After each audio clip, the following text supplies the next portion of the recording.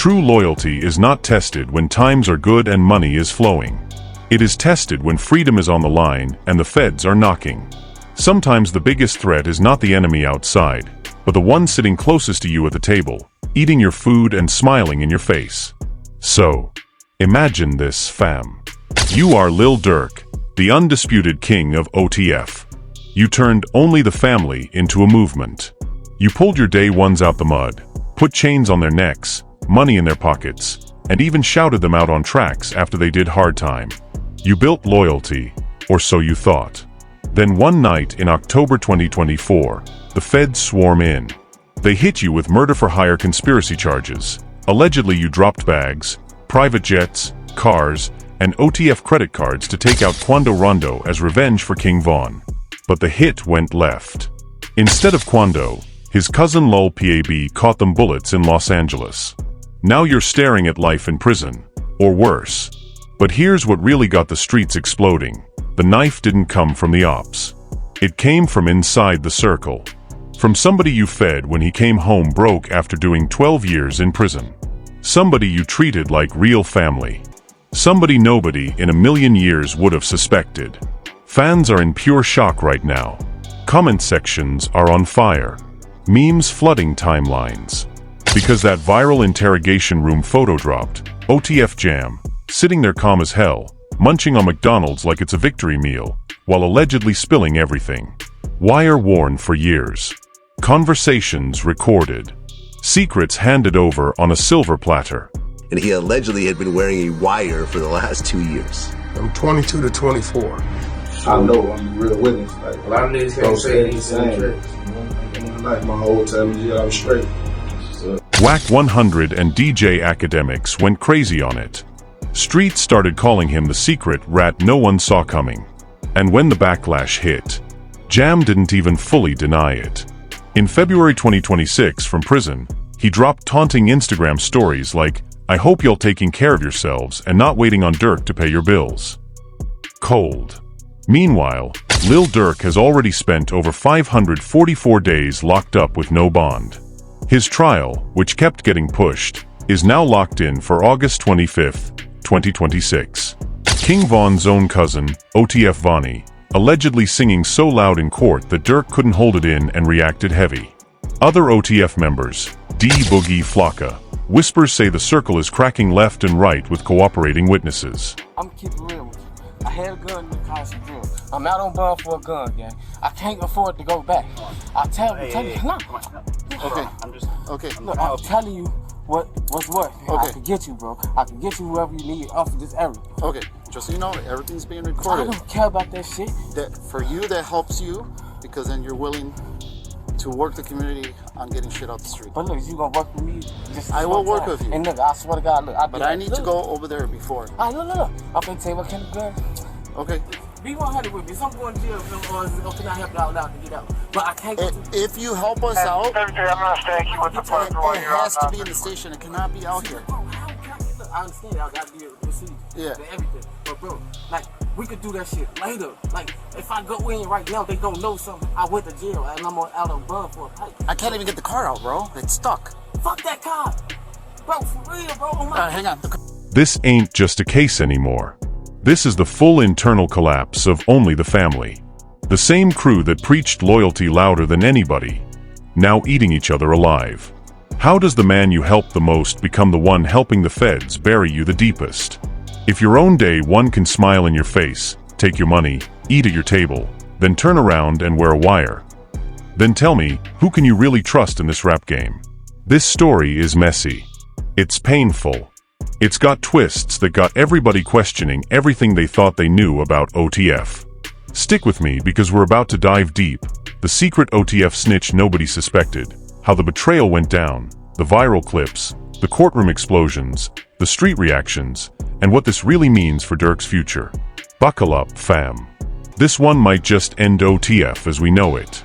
It all started with pain that the whole drill world still feels today.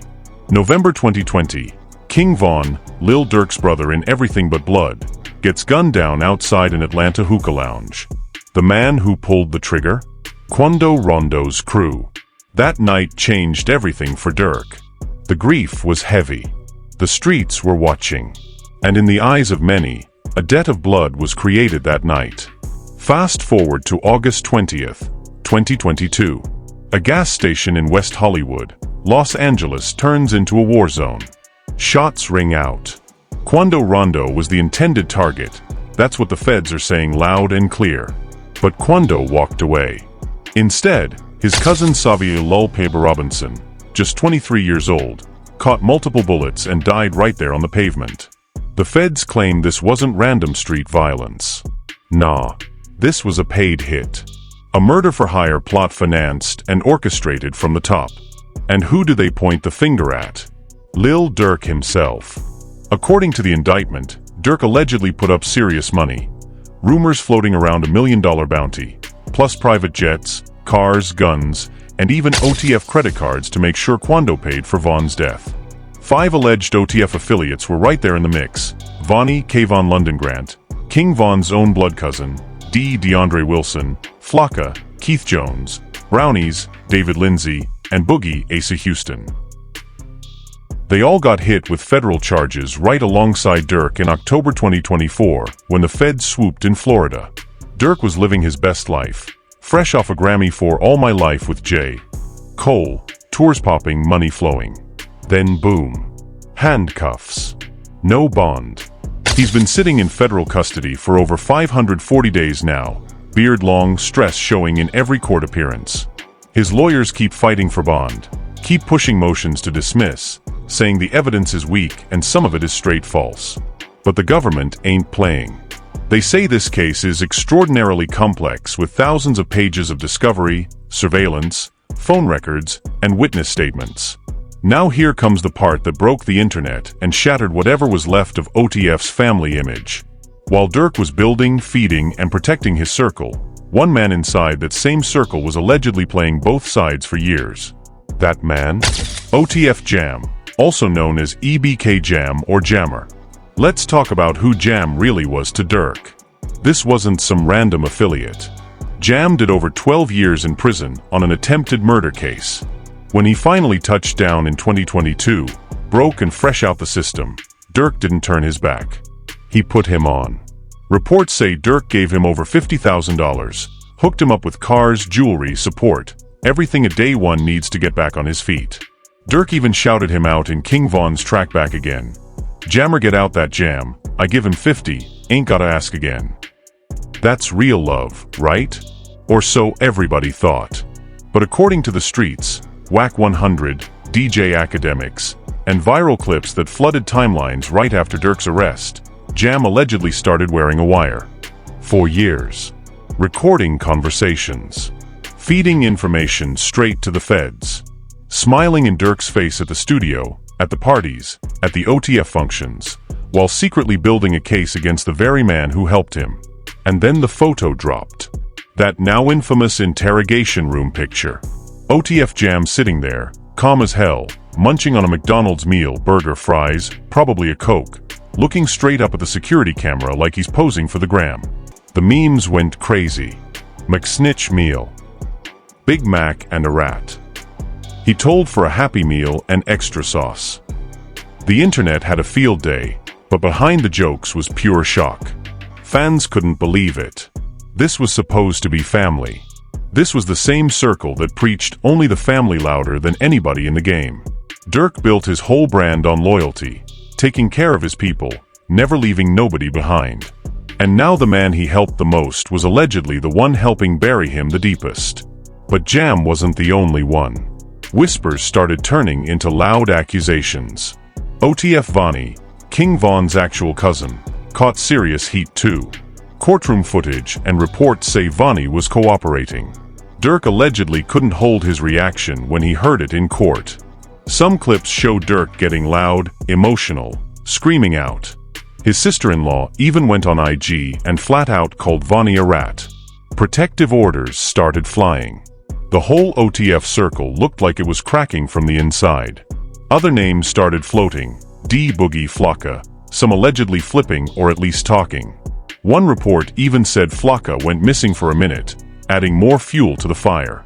The family that was supposed to ride together was now turning on each other, while Durk sat in that cold cell fighting for his life. And Jam? He didn't stay quiet forever. In February 2026, while still locked up, he dropped Instagram stories taunting the haters. Something like, "I hope y'all taking care of yourselves and not waiting on Durk to pay your bills." Cold-blooded. No full denial, just shade. The streets went even crazier. Was he admitting it? Was he just trolling? Either way, the damage was done. This wasn't some outsider snitching. This was internal. This was the secret OTF snitch nobody suspected. The childhood homie. The day one who ate at the table, took the money, wore the chain, and then allegedly wore the wire. How does that even happen? How do you go from free jammer to allegedly helping the feds build a murder-for-hire case against the boss? That's the question tearing the culture apart right now. Let's go even deeper into who OTF Jam really is and why this betrayal feels like a dagger straight to the heart of OTF. Jam wasn't just some random guy who showed up one day. He was around Durk and Vaughn for years before he caught that long bid. Street niggas who knew him from the old days say Jam was solid back then, EBK energy, always in the mix, loyal to the gang. But prison changes people. 12 long years behind the wall is enough time to break even the strongest mind. When he came home in 2022, the game had moved on. Drill music was bigger than ever, Durk was a superstar, and Jam was starting from zero. That's when Lil Durk allegedly stepped up like a real big brother. Multiple sources on the streets and in interviews claimed Durk gave Jam a heavy bag, over $50,000 cash to get right. He put him in whips, got him grills, made sure he had money in his pocket so he wouldn't have to hustle the old way. Durk even made sure Jam's name rang again in the music. That shout out on King Von's Back Again wasn't just words, it was Durk putting the world on notice. "My nigga Jam home, take care of him." For a minute, everything looked beautiful. Jam was back in the OTF circle, smiling in videos, posted up with Durk, living that only the family life. Nobody suspected a thing. Not the fans, not the ops, not even the inner circle. Jam was moving like he was grateful, like he owed Durk everything. But according to the allegations that exploded after Durk's arrest, that gratitude was fake. Street bloggers and insiders started dropping bombs. Jam had allegedly been cooperating with federal agents for a long time. He wasn't just telling little stories, he was wearing a wire. Recording phone calls, studio sessions, car rides, private conversations. Everything Durk and the OTF crew talked about behind closed doors was allegedly being fed straight to the government. Then came the viral interrogation footage and that McDonald's photo that broke the internet. Picture this, Jam sitting in a small room, no stress on his face, casually eating a fast food meal while detectives sit across from him. He's talking. He's giving details. He's offering to help them get whoever they need off the street. One of the leaked audio clips that circulated had a voice that sounded a lot like an OTF member saying, "I had a gun in the car. I can get you whoever you need. If you help us out, it has to be in the station." Whether that exact voice is Jam or another member, the streets connected it straight to the OTF Snitch narrative. Whack 100 went live and didn't hold back. He called it out plain. Durk took care of this nigga and he still wore the wire. DJ Academics broke it down on stream for hours, playing the clips, showing the timeline, and asking the hard question. How long was Jam really working with the feds? Was he flipped while he was still locked up? Did he make a deal the moment he touched down? Or was he playing both sides the entire time Durk was showing him love? The timeline makes it even more painful. Durk's arrest happened in October 2024, but the alleged plot to hit Quando Rondo goes back to 2022, right around the same time Jam came home. If Jam was wired up during that period, that means some of the most private conversations about loyalty, revenge for Vaughn, and street business might have been recorded. That's the kind of evidence that can destroy a man in federal court. And it wasn't just Jam. The circle started collapsing in public. OTF Vonnie, King Von's actual first cousin, caught the worst smoke. Court documents and leaked info suggested Vonnie was cooperating heavily. One courtroom moment went viral. When Vonnie allegedly took the stand or gave statements, Durk lost his cool. He started yelling, emotions running high, the pain visible on his face. How do you process your own brother's blood turning against you in the same case that's about avenging that brother? That's some twisted, heartbreaking drama right there. Durk's sister-in-law didn't stay quiet either. She jumped on Instagram and straight up labeled Vonnie a rat. Protective orders started getting filed. The once tight-knit OTF family was now divided, some still riding for Durk, others looking out for themselves, scared of doing life in prison. Other names kept popping up: D Boogie, Flocka, Brownies. Some were accused of flipping to save their own skin. One report even claimed Flocka went ghost for a while, adding more fuel to the everybody snitching rumors. The streets were saying OTF wasn't a family anymore. It was every man for himself. Meanwhile, Lil Durk is still sitting in that federal jail. No bond granted. His lawyers argue the case is built on shaky witnesses and circumstantial evidence. They say some of these cooperators have serious credibility problems, career criminals looking for a deal. But the government keeps pushing back, saying they have hours of recordings, financial trails, and multiple cooperating witnesses who can connect Durk directly to the plot. The trial date has been pushed multiple times. First it was early 2025, then April, then later. Now it's locked in for August 25th, 2026. That means Durk has to sit for even longer while his empire and his name get dragged through the mud every single day. Fans are split right down the middle. One side is screaming, "Free Durk." This is all cap. The feds are trying to take another black man down. They point to Durk's music, his community work, his kids, and say he's being targeted because he's successful. The other side is ruthless. OTF was never real. Snakes were at the table the whole time. How you gon' preach loyalty and then your own day ones wear wires? Social media is a war zone. Every time a new clip drops, whether it's Jam's alleged interrogation, Vonnie's court reaction, or old Durk and Jam videos, the comments explode. Durk fed this nigga and he still snitched. Jam eating McDonald's while selling his soul. Vonnie snitched on his own cousin's killer case? That's crazy. Even Jam himself felt the pressure. In February 2026, he posted from prison throwing subtle shots. "I hope y'all taking care of yourselves and not waiting on Durk to pay your bills." No direct admission, but the shade was loud. It felt like he was saying, "I did what I had to do."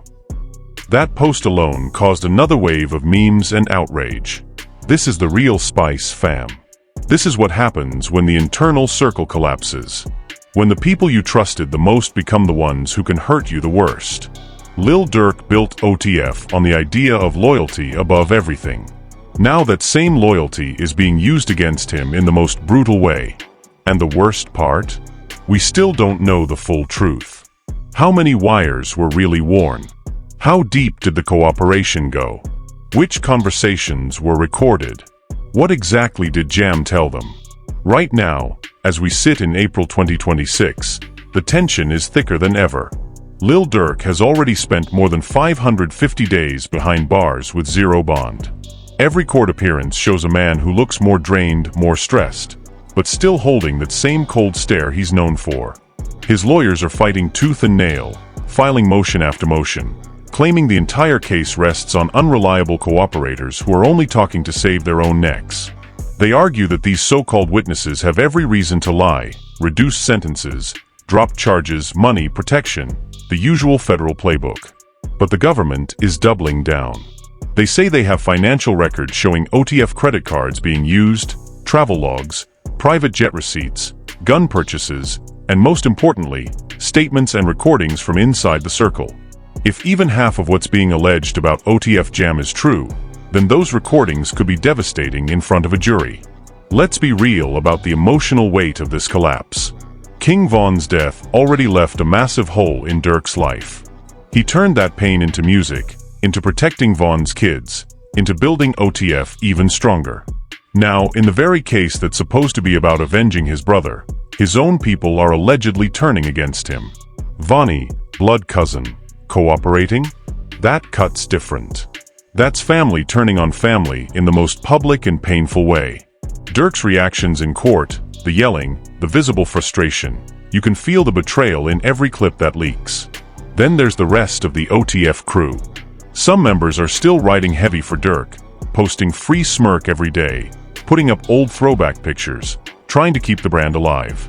Others have gone completely silent. A few are said to be in witness protection or laying low.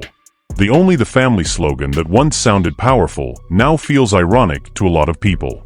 The family that was supposed to stick together through everything is fracturing in real time, and the whole rap world is watching.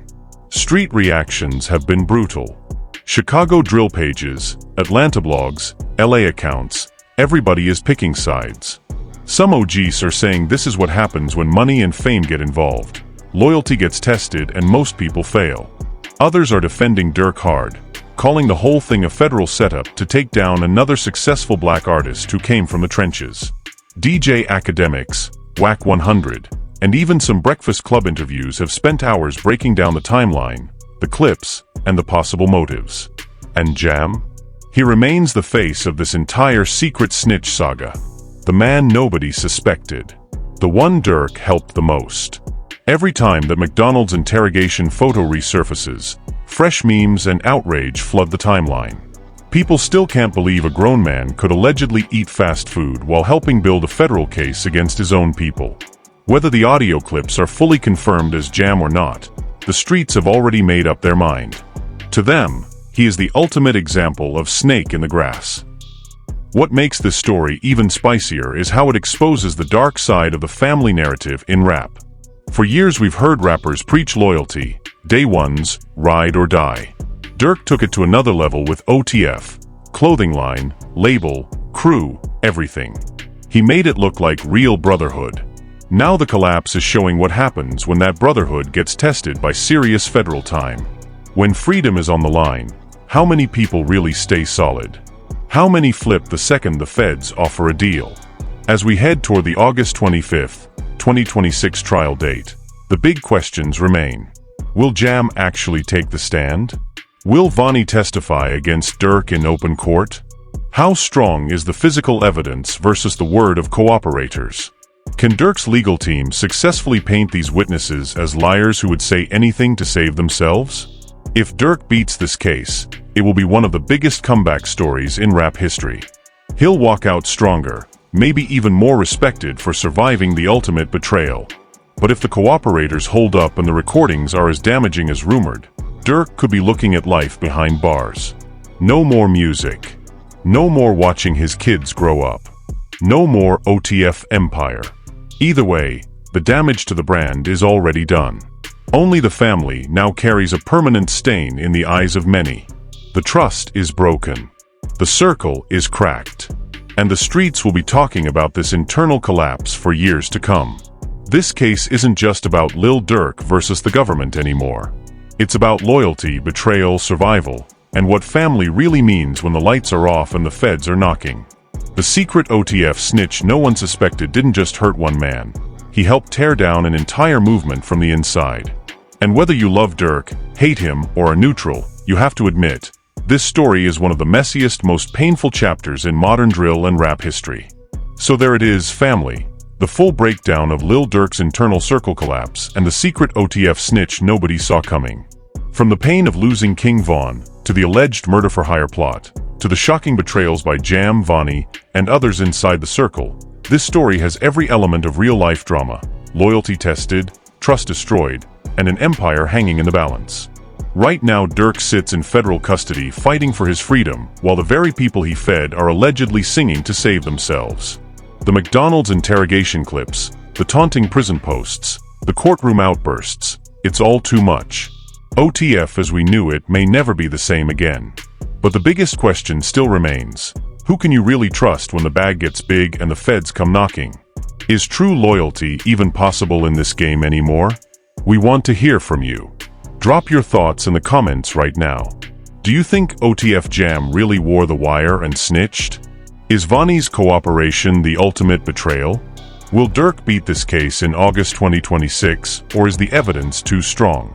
And most importantly, was OTF ever really only the family, or was it all cap from the beginning? Like this video if you want more deep dives like this. Turn on post notifications so you never miss when we drop the next spicy update. And if you're new here, hit that subscribe button and join the family. We keep it real, raw, and unfiltered every single time. This situation is still developing fast, so make sure you stay locked in. The trial is coming, more footage might drop, and the streets will keep talking. Until next time, stay safe, stay solid, and remember, watch your circle, because sometimes the biggest threat is sitting right next to you. This is Spillover, where we bring you the real mixed spice news with all the facts, drama, and tea. Peace.